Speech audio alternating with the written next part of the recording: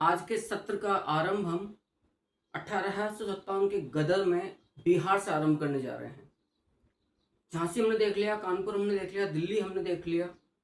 बिहार जहां पर 80 वर्षीय, लगभग 80-82 वर्षीय एक बुजुर्ग नेता थे, क्रांतिकारी, जिनका नाम था कुंवर सिंह, जिन्हें बिहार का सिंह भी कहा गया है।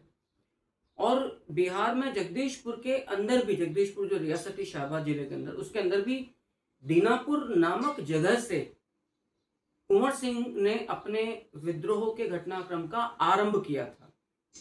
असल में अंग्रेजों ने, जो कुंवर सिंह साहब थे, उनकी संपूर्ण संपत्ति को जब्त कर लिया था।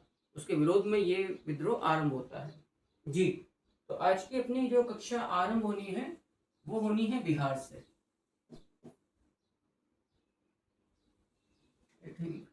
इंक चेंज हो रही है सारी। चलिए,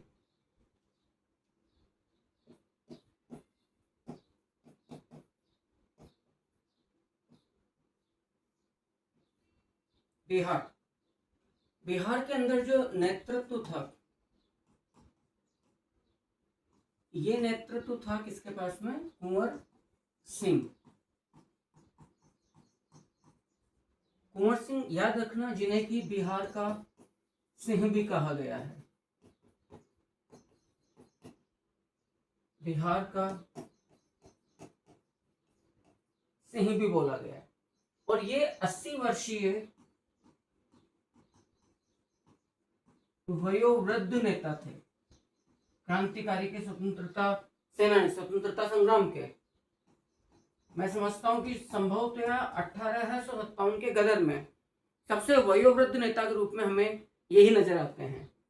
और ये जहां के जमींदार थे वो था जगदीशपुर।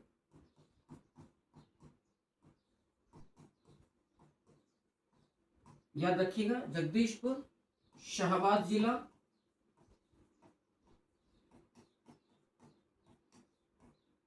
शाहबाद जिला, बिहार। महत्वपूर्ण है क्योंकि अंग्रेजों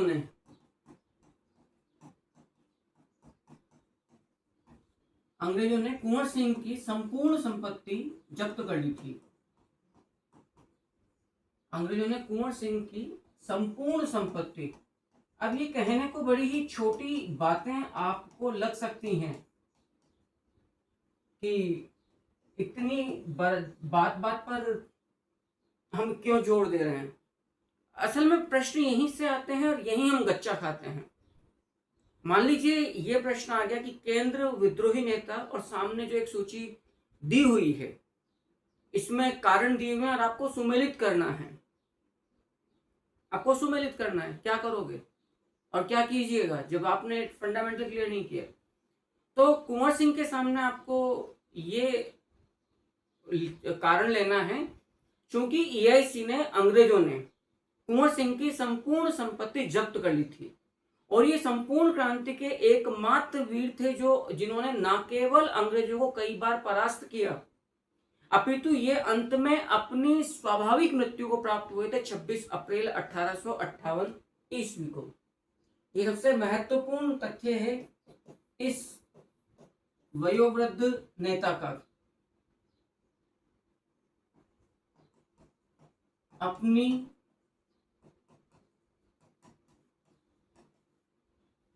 स्वाभाविक मृत्यु को प्राप्त करने वाला, और ये स्वाभाविक मृत्यु आपकी हुई थी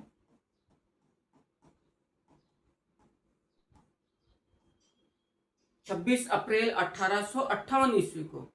स्वाभाविक मृत्यु को प्राप्त करने वाला एकमात्र, मृत्यु को प्राप्त करने वाला एकमात्र 1857 के गदर का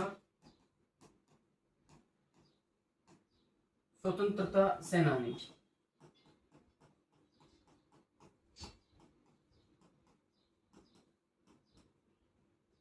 स्वतंत्रता सेनानी, ठीक है साहब, मैं उम्मीद करता हूं आपको समझ में आ गया है।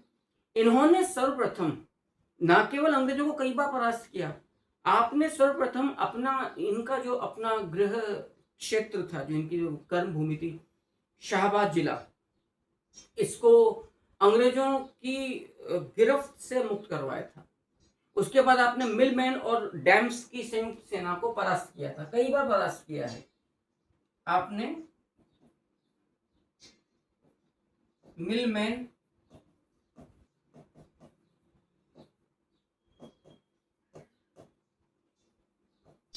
डैम्स की संयुक्त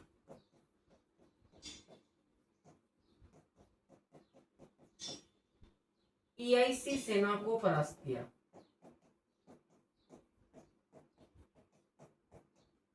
और ऐसा मिलमैन को तो कई बार आपने परास्त किया है, क्लियर है।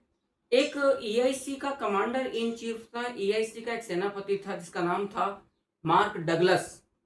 और मार्क डगलस के साथ संघर्ष में, जब आप गंगा नदी के तट पर आप युद्ध लड़ रहे थे, तो आपकी बाह में गोली लगी। 80 वर्षीय बुजुर्ग सेनानी की बाह में गोली लगी।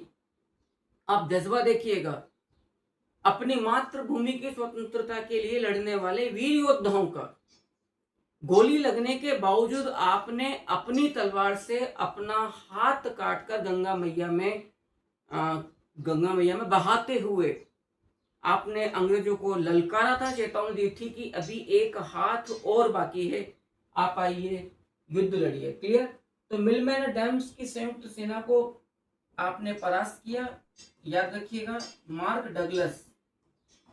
अब फिर ये प्रश्न आ सकता है कि जिस समय ये प्रसंग घटा कुंवर सिंह के साथ, उस समय इनका सामना ईआईसी के किस ऑफिसर या किस सेनापति के साथ हो रहा था? तो याद रखिएगा, मार्क डगलस।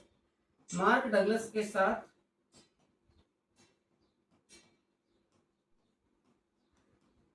संघर्ष में गोली लगने पर, याद रखना, में गोली लगने पर अपनी बाह को अपनी तलवार से काटकर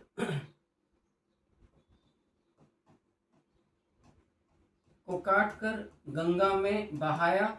याद रखिएगा, बेहद इंपॉर्टेंट तथ्य है। गंगा में बहाया और चेतावनी दी अंग्रेजों को, कभी एक हाथ मेरा और बाकी है। 22 अप्रैल 1858 को आपने अपनी जो रियासत थी जगदीशपुर, उसमें प्रवेश किया और ली ग्रैंड एक संयुक्त सेना का नेतृत्व कर रहा था। और ये संयुक्त सेना थी ब्रिटिश और सिख पलटन, उसको परास्त किया। यानी कि ली ग्रैंड की संयुक्त सिख और ईआईसी सेना को परास्त करके आपने अपनी जगदीशपुर रियासत को अंग्रेजों से छुड़वाया था। ये बात भी याद रखना। ईआईसी में एक दलित कर्मचारी थे जिनका नाम था रंजीत बाबा। रंजीत बाबा ने बाद में कुंवर सिंह का यहां पर साथ दिया था, क्लियर है। आगे देखिएगा,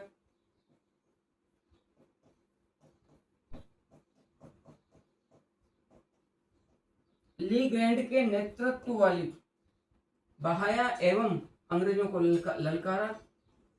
लिख देता हूं मैं ताकि आपके नोट्स बनाना आसान रहे। अभी एक हाथ बाकी है, ऐसा कहने वाले ये वीर योद्धा थे कुंवर सिंह, ली ग्रैंड के नेतृत्व वाली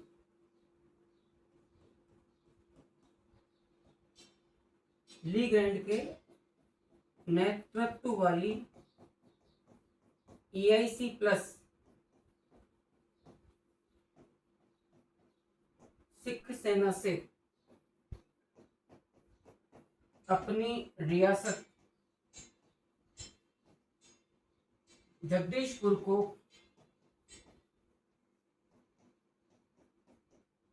मुक्त करवाया। यानी कि आपने ली ग्रैंड को परास्त किया, कहां पर?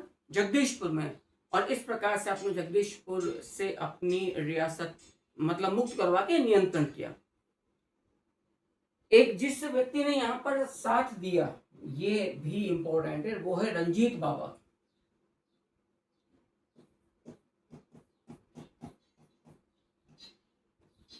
अब देखो कितने महत्वपूर्ण प्रश्न ये आपके सामने आ सकते हैं। EIC के दलित कर्मचारी जिसने आगे चलकर बिहार के सिंह, टाइगर ऑफ बिहार कुंवर सिंह का साथ दिया। आप सोचिएगा, हर जाति, हर वर्ग, हर समुदाय का इस संग्राम में कितना बड़ा योगदान था। यहाँ पर जो EIC का नियंत्रण जगदीशपुर में, यानी कि जगदीशपुर के अंदर विद्रोह का अंत वेसेंट आयर और विलियम टेलर के द्वारा किया गया था। ये अलग बात है कि ये हाथ में नहीं आए, ये जिनका नाम है अपने कुंवर सिंह, ठीक है सर। तो EIC का जगदीशपुर पर नियंत्रण या जगदीशपुर में क्रांति का अंत किया गया वेसेंट ऑर्थर कह लीजिए, आयर कह लीजिए, कई जगह प्रोनाउंसिएशन की दिक्कत होती है, प्लस विलियम टेलर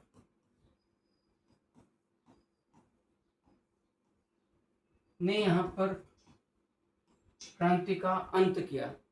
इसके पश्चात मैं अगला जो केंद्र है वो लेने जा रहा हूं आपके सामने, कुल्लू, जहां पर राजा प्रताप वीर सिंह ने नेतृत्व किया था। अगला केंद्र है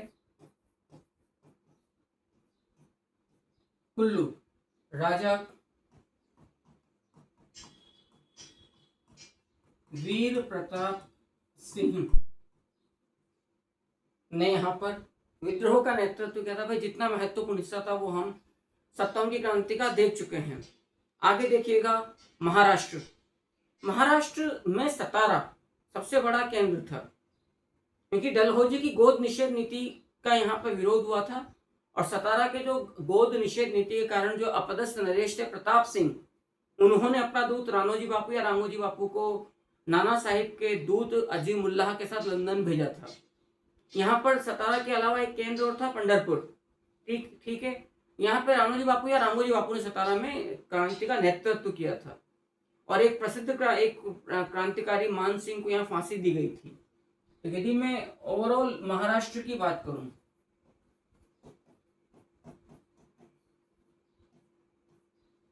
तो महाराष्ट्र में सत्ता के विद्रोह के जो केंद्र है वो है एक सतारा और एक है आपका पंढरपुर। सतारा में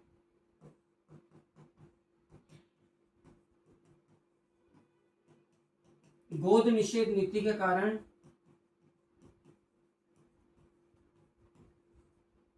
अपदस्थ नरेश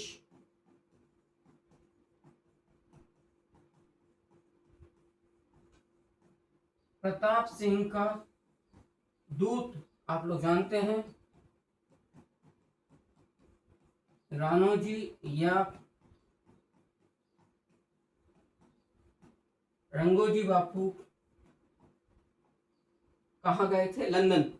अच्छा, लंदन में ये अकेले नहीं गए थे, इनके साथ कौन था? अब क्योंकि इतनी बार रिपीट हो चुका है, मैं उम्मीद करता हूँ आपको बहुत अच्छे से याद हो गया होगा। नाना साहब के दूत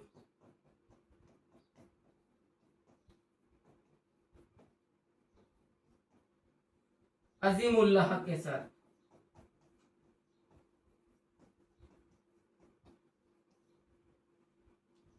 क्लियर है, ये गए थे। महाराष्ट्र में कहें या सतारा में कहें, सतारा में जो क्रांति जो आरंभ की गई है वो की गई है रानोजी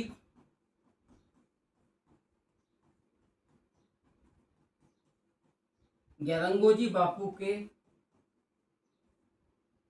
नेतृत्व में। सतारा महाराष्ट्र के अंदर क्रांति का आरंभ हुआ है। उड़ीसा के अंदर सुरेंद्र शाही, उज्जवल शाही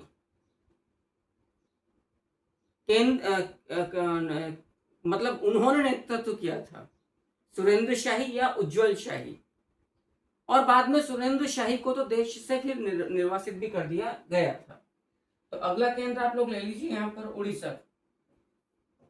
मैंने जैसा अभी कहा, महत्वपूर्ण हिस्सा इस विद्रोह का समाप्त कर चुके हैं। परिशिष्ट हिस्सा बचा, लेकिन महत्वपूर्ण है, काफी महत्वपूर्ण है, प्रश्न कहीं से भी आ सकता है। तो यहाँ पर जो विद्रोही नेतृत्व किया गया वो लीड किया गया सुरेंद्र शाही एवं उज्जवल शाही। इसको सही लिख दूंगा ताकि आप लोगों को नोट्स लिखते वक्त तकलीफ ना हो।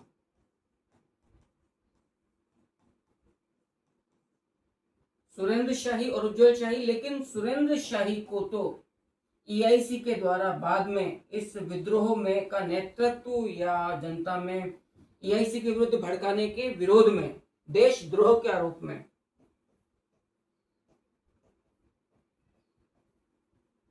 देश निर्वासन की सजा सुना दी गई थी। राजस्थान की बात की जाए तो राजस्थान में दो केंद्र बड़े प्रसिद्ध थे इस क्रांति के दौरान, एक कोटा और एक आहुआ। याद रखिएगा, कोटा में धनतेरस के दिन विद्रोह का आरंभ हुआ था 15 अक्टूबर 1857 को, और आहुआ के अंदर, आहुआ जो पाली के अंदर पड़ता है, वहां पर 8 सितंबर 1857 को युद्ध का आरंभ हुआ था, बिथोड़ा युद्ध से, राइट। सबसे पहले आप लोग कोटा ले लीजिए।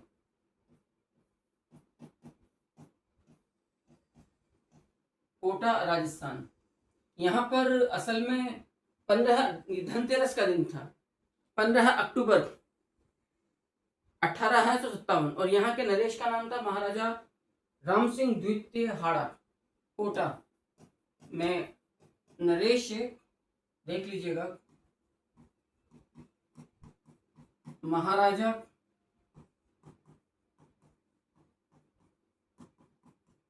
राम सिंह द्वितीय हाड़ा। अच्छा, यहां पर जनता बहुत नाराज थी, बहुत ज्यादा, इन लोगों से। इसकी वजह क्या थी कि इस कारण मैं आप लोगों को बतला दूं क्या कारण था कि जनता कोटा में बहुत ज्यादा नाराज थी, और जनता ने यहां विद्रोह का नेतृत्व किया था कोटा में अप्रैल 1837 में। वजह बिल्कुल क्लियर है, अप्रैल 1837 में कोटा नरेश की कमजोरी का फायदा उठाते हुए के कारण यहाँ के स्वर्गीय दीवान, याद रखना, स्वर्गीय दीवान झाला जालिम सिंह के पौत्र 1 अप्रैल को के पौत्र दीवान मदन सिंह ने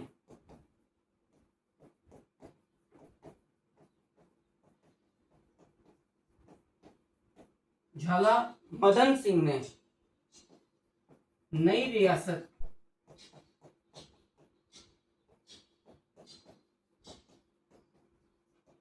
झालावाड़, यानी कि कोटा विभाजन के द्वारा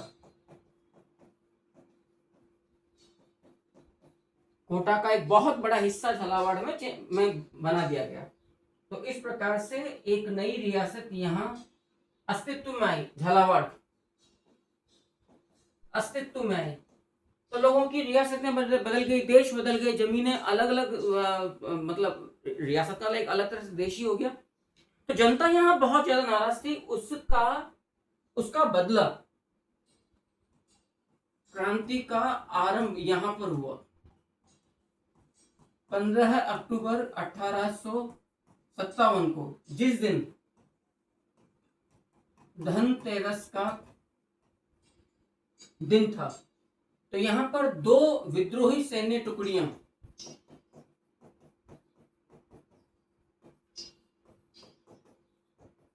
जिन्होंने 15 अक्टूबर 1857 के दिन भवानी एवं नारायण, क्लियर, विद्रोही नेता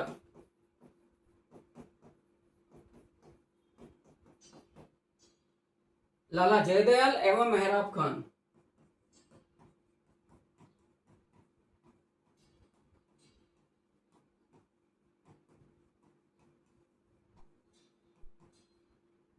इन लोगों ने धनतेरस के दिन 15 अक्टूबर 1857 के दिन क्या घटनाक्रम घटा? कोटा के मेजर पॉलिटिकल एजेंट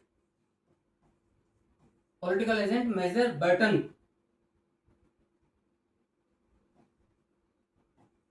उसके पुत्रों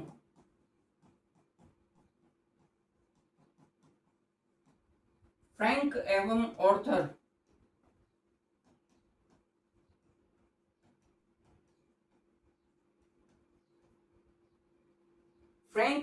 ऑर्थर की हत्या करी। और सेम डे यानी कि 15 अक्टूबर 1857 के दिन, जब धनतेरस का दिन था, जयदयाल और मेहराब खान ने बागी सैनिकों के साथ मिलकर, याद रखिएगा इस बात को, सेम डे आपने डॉक्टर सेविल कॉन्टम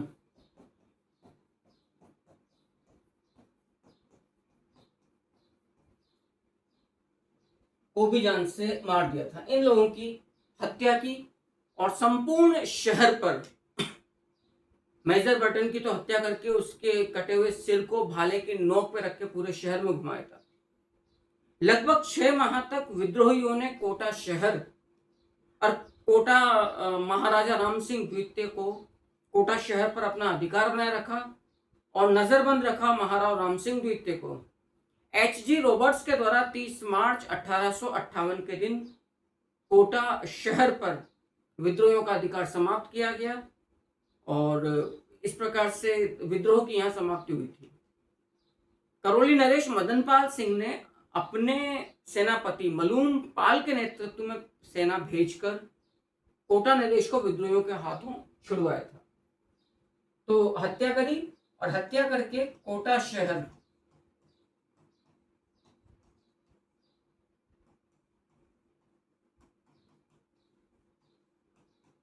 कोटा शहर पर विद्रोहियों ने अधिकार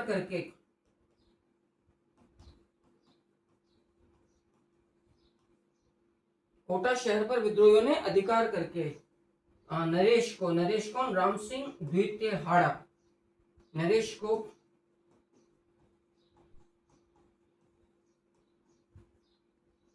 नजरबंद कर दिया था। क्लियर है? आई थिंक यहां तक बात समझ आ गई है।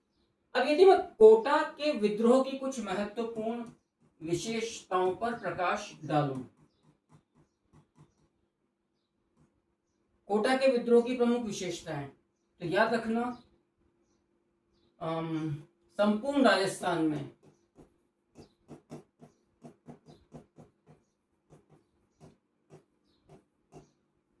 विद्रोहियों का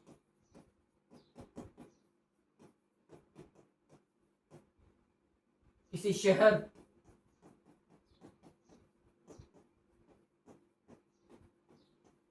पर सर्वाधिक दीर्घ जीवी अवधि तक सर्वाधिक अवधि तक नियंत्रण एवं नरेश की महलों में नजरबंदी एवं नरेश की महलों में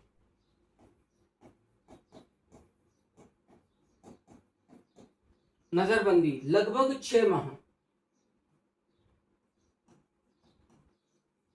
वो कोटा में ही रहा।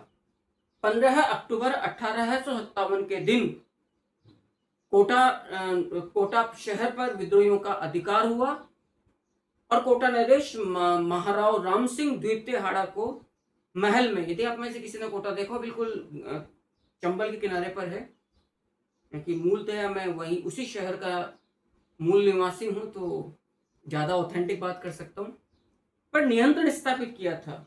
बाद में याद रखना इस चीज को, बाद में करौली नरेश मदनपाल सिंह ने अपने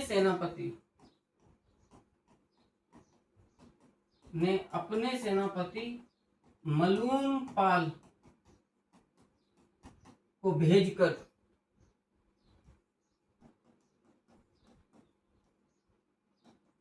कोटा नरेश महाराव राम सिंह द्वितीय हाड़ा को विद्रोहियों के अधिकार से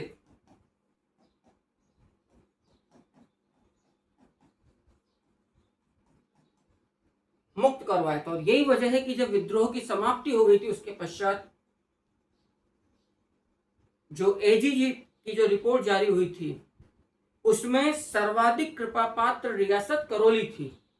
करौली सबसे अधिक कृपा पात्र रियासत थी, बाद में बीकानेर, बाद में जयपुर। राजस्थान में 3 रियासत हैं। मैं नोट लगा देता हूं आपके सामने। विद्रोह के पश्चात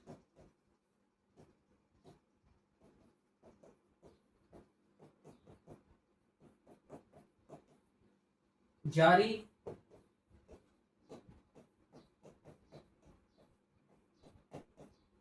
एजीजी रिपोर्ट में ईआईसी की सर्वाधिक कृपा पात्र रियासतें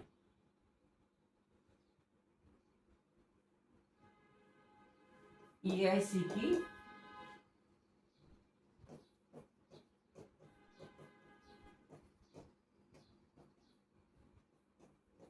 सर्वाधिक कृपा पात्र रियासतें। याद रखना, पहले नंबर पे करौली, करौली महाराजा मदन पाल सिंह ने अपने सेनापति मलूमपाल को भेजकर कोटा की मुक्ति करवाई थी। देन बीकानेर, द्वितीय नंबर पे बीकानेर महाराजा सरदार सिंह राठौड़ ने बिना ईआईसी को बताए उसकी जानकारी के अपनी सेना अपने राज्य राजस्थान से बाहर भेजा पंजाब में और बड़ालू युद्ध में विद्रोहियों को परास्त किया। आप लोग सोचिए कितना महत्वपूर्ण योगदान था इन राजे रजवाड़ों का। इसलिए तो लॉर्ड कैनिंग ने कहा था यदि इस तूफान के आगे क्या कहना चाहिए, रियासतों और सरदारों ने एक बांध का काम किया, यदि ये लोग नहीं होते तो ये तूफान एक झटके में हमें बहा के ले जाता। ये लॉर्ड कैनिंग का अपना कथन है। और तीसरे नंबर पर जो स्टेट सर्वाधिक कृपा पात्र बताया, जयपुर। यहाँ के भी राजा का नाम था महाराजा या सवाई राम सिंह द्वितीय कछवाहा। तो उनको सितार ए हिंद की उपाधि दी थी अंग्रेजों ने। वजह वही, आप सितार ए हिंद की उपाधि कोटपुतली परगना उपहार स्वरूप, क्योंकि जो पॉलिटिकल एजेंट जयपुर में नियुक्त था कैप्टन ईडन, उसको काफी सहयोग किया था जयपुर नरेश सवाई राम सिंह द्वितीय कछवाहा ने। उम्मीद करता हूं यहां तक समझ में आ गई है। तो कोटा में विद्रोह की समाप्ति,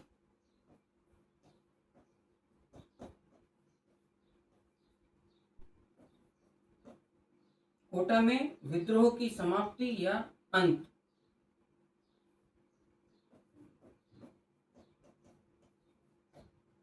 ये हुआ 30 मार्च 1858 को।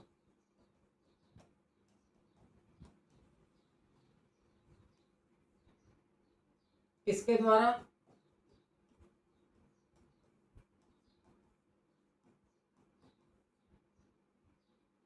एच.जी. रॉबर्ट्स के द्वारा। तो एच.जी. रॉबर्ट्स ने कोटा में विद्रोहियों को परास्त किया और शहर को विद्रोहियों के अधिकार से मुक्त करवाया था। अगली जो स्टेट है वो मैं लेने जा रहा हूं। नेक्स्ट अपन स्लाइड लेते हैं क्योंकि ये पूरा भर चुका है। आउवा, राजस्थान में ही। आउवा कहां पर है ये याद रखना, जिला पाली। यहां पर नेतृत्व किसने किया था? आउवा ठिकाने के ठाकुर खुशाल सिंह, या कई लोग कहते हैं खुशाल सिंह चंपावत। अच्छा, एक महत्वपूर्ण बात मैं जो यहां बतलाना भूल गया, प्रमुख विशेषताओं की बात की जाए तो कोटा का जो विद्रोह था, याद रखना, उसे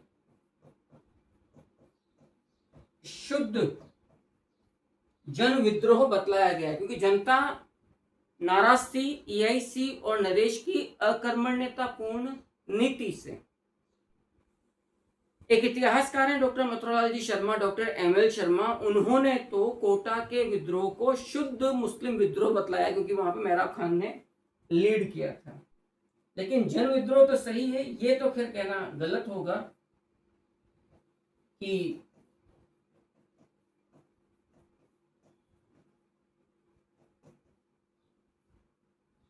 कोटा का विद्रोह मुस्लिम विद्रोह था, ये तो शुद्ध रूप में मूर्खता है। ठीक है, अगला देखते हैं। यहां पर ठाकुर खुशहाल सिंह चंपावत, जिसे कि याद रखिएगा राष्ट्रीय सेनानी की उपाधि नाथुराम खड़गावत नामक इतिहासकार के द्वारा दी गई है।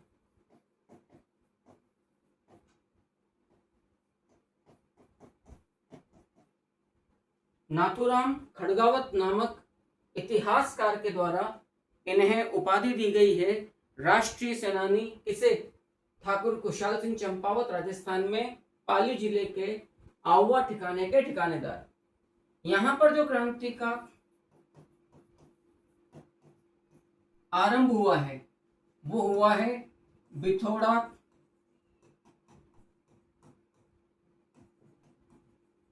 युद्ध से, जो लड़ा गया है 8 सितंबर 1857 को पाली में ही। दूसरा प्रसिद्ध युद्ध लड़ा गया चेलावास युद्ध 10 दिन बाद 18 सितंबर 1857 को।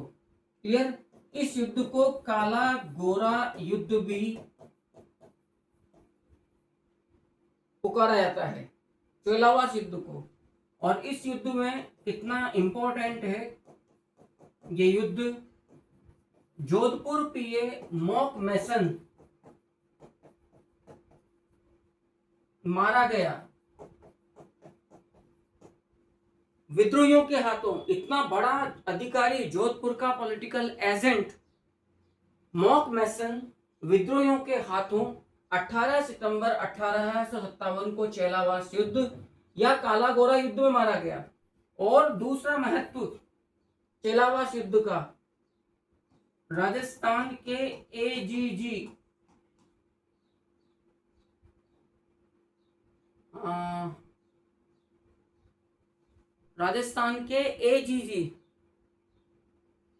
यार मेरे दिमाग से निकल गया।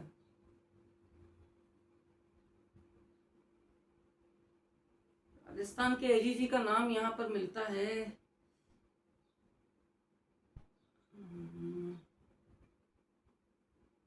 Mister Holland. नहीं,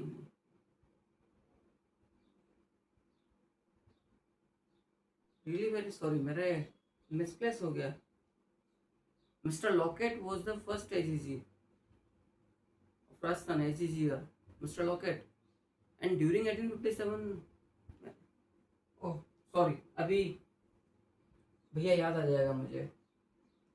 AGG का नाम है यहाँ पर, हाँ,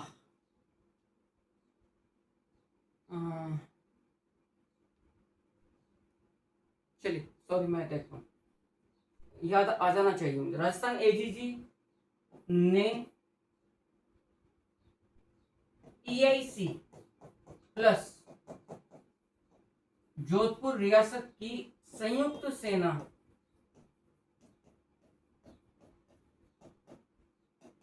का नेतृत्व किया था। आप सोचिए आहुआ कितना महत्वपूर्ण था। AGGR यानी कि agent to governor general of Rajasthan. Mr. Lockett was the first AGG which was appointed in 1832 in Ajmer after 1818 treaties, and during 1857 the AGGR is Lawrence. Sorry, मैं बिल्कुल अभी मिसप्लेस हो रहा है मुझसे। क्लियर? बिथोड़ा युद्ध के अंदर भी, अच्छा, इन दोनों ही युद्धों में, ये याद रखना इस बात को, इन दोनों ही युद्धों में आहुआ ठिकाने की सेना, आउवा सेना ने EIC प्लस जोधपुर रियासत की सेना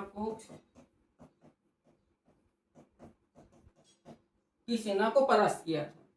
क्योंकि बिथोड़ा जो युद्ध था, जो 8 सितंबर 1857 को हुआ था, और इस युद्ध में EIC और जोधपुर पुनः हार गई। देखो मैं याद कर रहा हूँ, हार गई। उसके पश्चात AGG, मतलब यार संपूर्ण जो मशीनरी थी अंग्रेजों की, वो इतनी हिल गई थी इस हार से कि AGGR को आकर युद्ध का नेतृत्व करना पड़ा। स्वाभाविक है, जब इतना बड़ा अधिकारी संपूर्ण EIC का जब आएगा तो जोधपुर पॉलिटिकल एजेंट को तो आना ही था। मॉक मैसन यहां पर मारा गया। आवा ठिकाना पर नियंत्रण स्थापित किया कर्नल होम्स ने 24 जनवरी 1858 को, यानी कि आवा के अंदर विद्रोह का अंत देख लीजिएगा।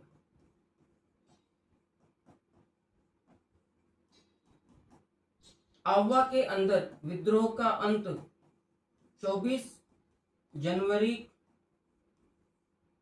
1858 को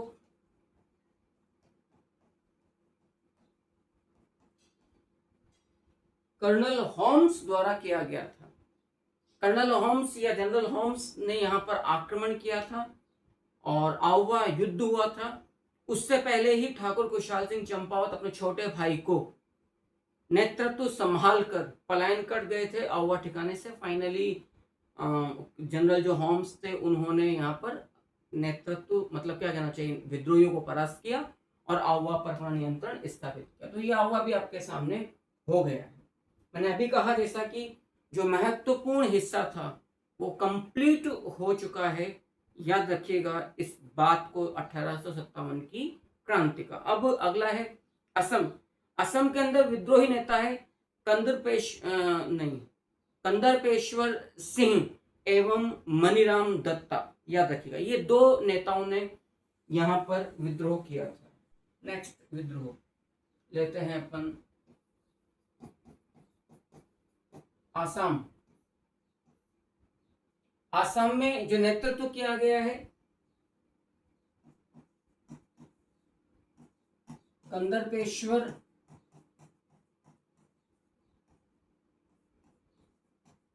सिंह एवं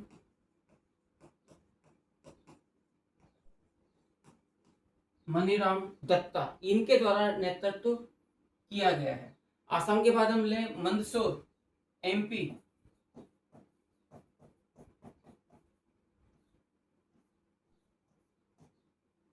देखो मंदसौर के अंदर मुगल शहजादा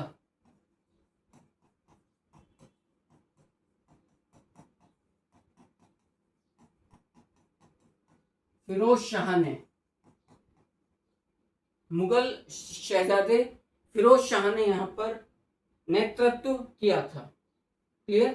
फिरोज शाह ने, फिरोज शाह को अंग्रेजों ने कैद करके उसके पिता बहादुर शाह जफर द्वितीय की तरह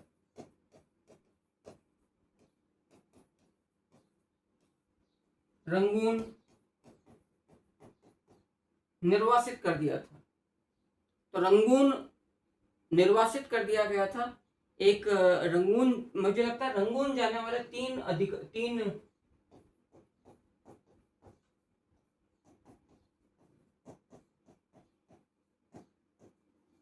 रंगून में निर्वासन याद रखना। एक तो है लियाकत अली,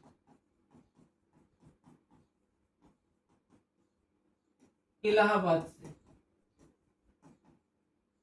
ये बड़े महत्वपूर्ण तथ्य है। इलाहाबाद के अंदर 1857 के गदर का जो विद्रोही नेता था लियाकत अली, इलाहाबाद या प्रयागराज, उसको भी रंगून निर्वासित किया गया। राइट। दूसरा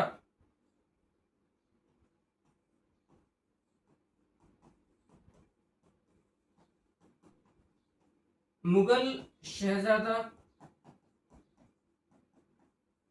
फिरोज शाह, ये है कहां से? मध्य प्रदेश में मध्य प्रदेश में मंदसौर से इसको भी रंगून निर्वासित किया गया। समझ की बात। और तीसरा जो नेता था वो तो आप लोग जानते हो, इन्हें सबसे पहले निर्वासित किया गया था अंतिम मुगल बादशाह।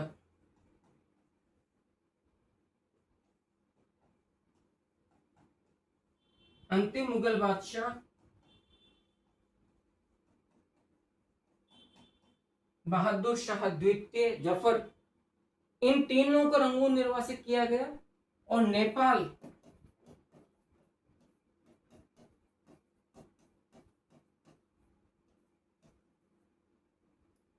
निर्वासन हुआ किस किस का? एक तो हुआ साहब नाना साहिब का, एक निर्वासन हुआ बेगम हजरत महल का,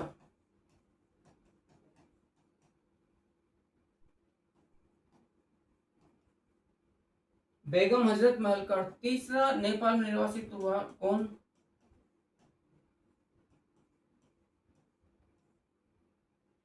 तात्या टोपे। तो कुल मिलाकर जिन विद्रोहियों के साथ अंग्रेजों को टफ टास्क लगा, उन्हें या तो निर्वासित कर दिया गया या उन्हें एक सुरक्षित निकासी दी गई। तो ये सुरक्षित निकासी थी स्पेशली नेपाल वाली। तो ये बात को बहुत अच्छे से आप लोगों को याद रखिएगा।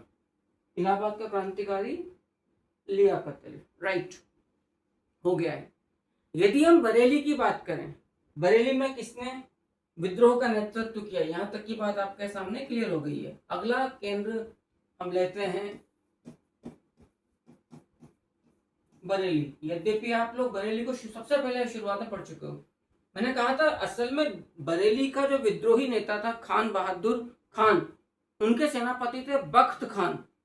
वो बरेली में सफल क्रांति के पश्चात फिर आप लोग जानते हो कि बख्त खान यानी कि साहब ए आलम ए बहादुर, जो बहादुर शाह जफर द्वितीय के द्वारा उपाधि दी गई थी।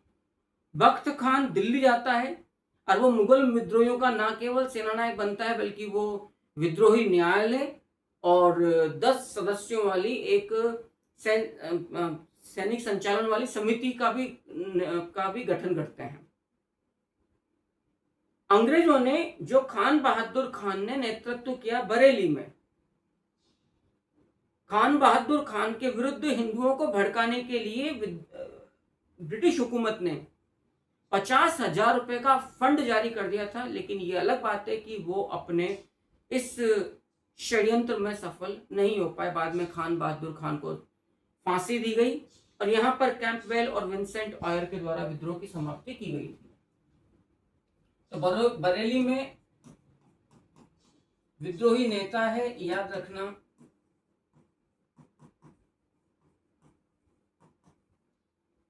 खान बहादुर खान। इस खान बहादुर खान का सेनापति था बख्त खान। आप लोग जानते हो बाद में ये कहां चला गया? दिल्ली। इसको मुगल सम्राट ने साहिब ए आलम ए बहादुर की उपाधि दी थी। इसने फिर वहां पर विद्रोह न्यायालय और 10 सदस्यों वाली एक सैनिक समिति का गठन किया था। इसकी जो कब्र है बख्त खान की, बाद में जब मारा गया तो इसकी कब्र खैबर पख्तून में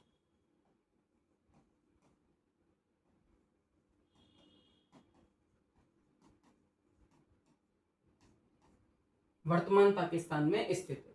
ये बख्त खान के ऊपर अंग्रेजों ने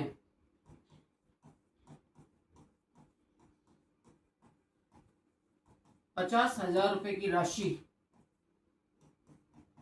जमा की थी। बड़ा महत्वपूर्ण तथ्य है, ताकि खान बहादुर खान के विरुद्ध, खान बहादुर खान के विरुद्ध हिंदुओं को भड़काया जा सके।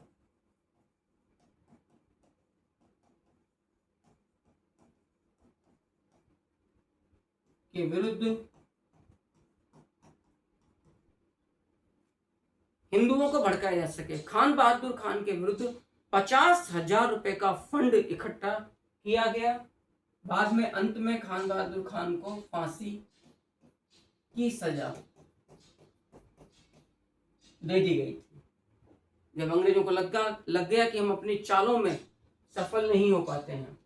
बरेली में क्रांति का जो अंत है, बरेली में क्रांति का अंत जो किया गया वो कैंपबेल जो क्रांति आरंभ होने के बाद ब्रिटिश सेनापति नियुक्त हुआ था, और विंसेंट ऑयर के द्वारा किया गया। अंत यहाँ पर British commander in chief sir Colin Campbell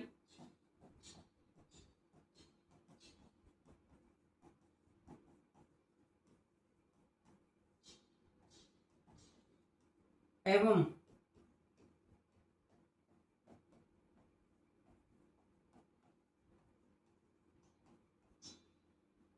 Vincent or द्वारा किया गया था। कहां पर? बरेली में। तो बरेली के दो तथ्य बड़े ही महत्वपूर्ण हमारे सामने आते हैं। एक तो यहां पर खान बहादुर खान के विरुद्ध 50,000 रुपए का फंड, बड़ा विशिष्ट सी बात है। और किसी संपूर्ण 1857 के गदर में संपूर्ण भारत का कोई क्रांतिकारी ऐसा नहीं जिसके विरुद्ध अंग्रेजों ने ऐसी चाल लड़ी गई कि कम्युनल रिवॉर्ड्स किए जाए, कम्युनल टेंशन पैदा किया जाए उसकी अपने स्टेट में। और इसके लिए 50,000 रुपए का फंड जुटाना छोटी मोटी बात नहीं है। ये अपने आप में ही बहुत कुछ कहता है। और फिर उसके बाद यहां पर जो सेनापति थे बख्त खान, वो बरेली के पश्चात फिर दिल्ली जाते हैं। आई थिंक यहां तक की तमाम बातें आपको बहुत अच्छे समझ में आ चुकी है। अगला हम लेते हैं बिजनौर या आजमगढ़। नेक्स्ट अगला केंद्र है यूपी में आजमगढ़ या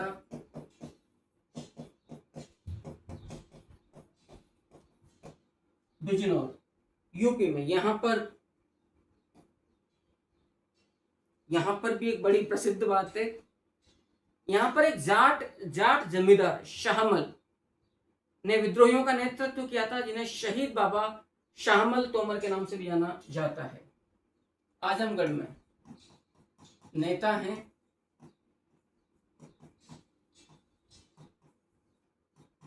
शहीद बाबा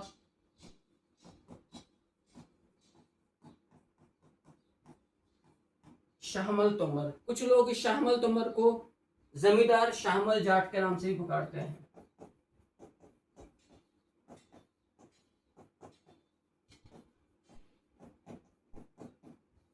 नो डाउट यूपी वाला जो एरिया है वो जाटों का बहुल्य इलाका है। और कुछ तोमर जो क्षत्रिय थे, जो बाबा शाहमल हैं, ये 18 जुलाई 1857 को आजमगढ़ के पास में कोई बड़का जंगल है, तो वहां पर 18 जुलाई 10 मई 1857 को क्रांति भड़की। और 18 जुलाई 1857 को ये यहाँ पर क्रांतिकारियों अंग्रेजों से लोहा लेते हुए ये शहीद हो गए थे।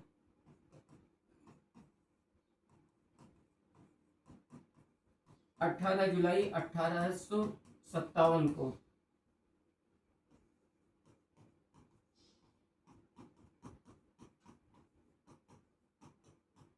बड़का जंगल में, याद रखिएगा, बड़का जंगल में ईआईसी के साथ मुठभेड़ में शहीद।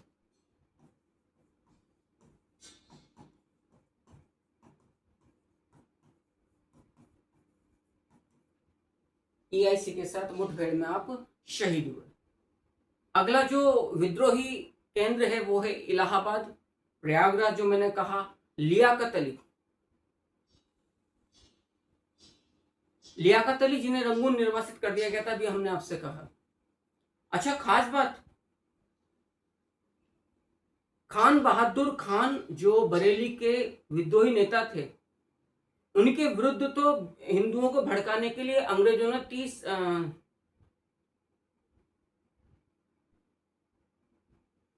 कितना पैसा 50,000 रुपए की राशि जमा की थी। लियाकत अली ने 30 लाख रुपए क्रांतिकारियों का सहयोग करने हेतु अखिल भारतीय स्तर पर संग्रह किए थे और वो कानपुर पहुंच भी गया था लियाकत अली, लेकिन चूंकि नाना साहब उस समय तक कानपुर हार चुके थे, अतः कानपुर में जब प्रवेश करने का मौका नहीं मिला लियाकत अली को, तो दक्षिण भारत गए। वहां अंग्रेजों की गिरफ्त में आ गए। उन्हें पहले सेलुलर जेल अंडमान भेजा गया, तत्पश्चात रंगून भेज दिया गया, जहां 1892 में इनकी डेथ हो गई थी।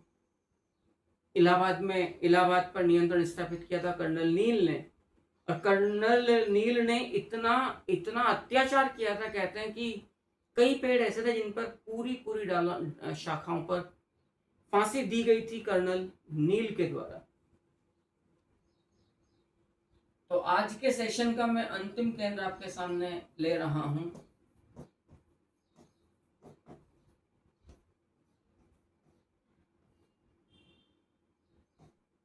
इलाहाबाद, यहां पर नेतृत्व किया है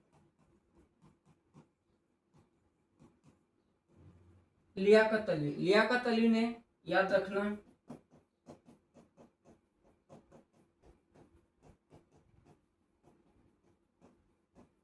क्रांतिकारियों का सहयोग करने हेतु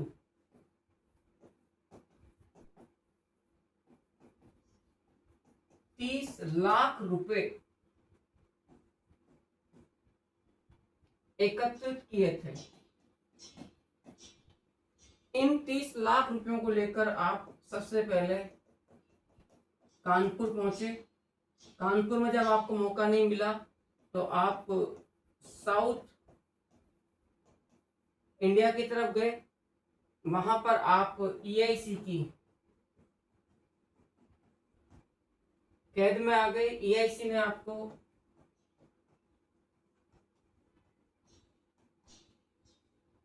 सेलुलर जेल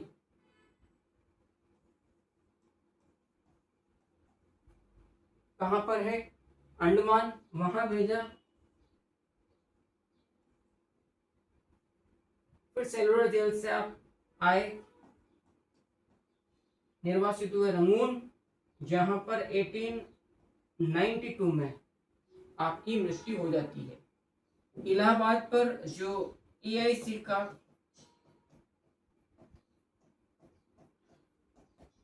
बाद में नियंत्रण स्थापित किया गया, वो नियंत्रण स्थापित किया गया, याद रखना, कर्नल नील के द्वारा। कर्नल नील ने यहां पर अपना नियंत्रण स्थापित किया था। मैं उम्मीद करता हूं कि इस सत्र में आज हमने बहुत सारे केंद्र देखे हैं और आपको ये काफी फ्रूटफुल लगा होगा। जो भी चर्चा हमने आज के सत्र में 1857 की गदर से संबंधित की है। एक सेशन अब और रहेगा जिसके अंदर हम शेष केंद्र, इसके अलावा असफलता के कारण, जो बताने वाली में जो विशेष बात नहीं लगती है, लेकिन इंपॉर्टेंस या सिग्निफिकेंस क्या था, पोस्ट जो इम्पैक्ट जो रहा, आफ्टर मैथ जो इम्पैक्ट रहा इस रिवॉल्यूशन का भारतीय राजनीति पर या स्वतंत्रता पर, फ्रीडम स्ट्रगल पर, वो क्या कितना गहरा था, उन तमाम चीजों पर हम चर्चा करेंगे। अगले सत्र में इंतजार कीजिए उस सत्र का। तब तक के लिए यदि आपको ये प्रयास अच्छा लगा, आपके एग्जाम में एक छोटा सा भी प्रयास लगता है सफलता प्राप्ति के लिए, प्लीज आप कमेंट करके अवश्य बताइएगा कि ये क्लास और इसका जो कंटेंट है वो आपके लिए कितना उपयोगी रहा है।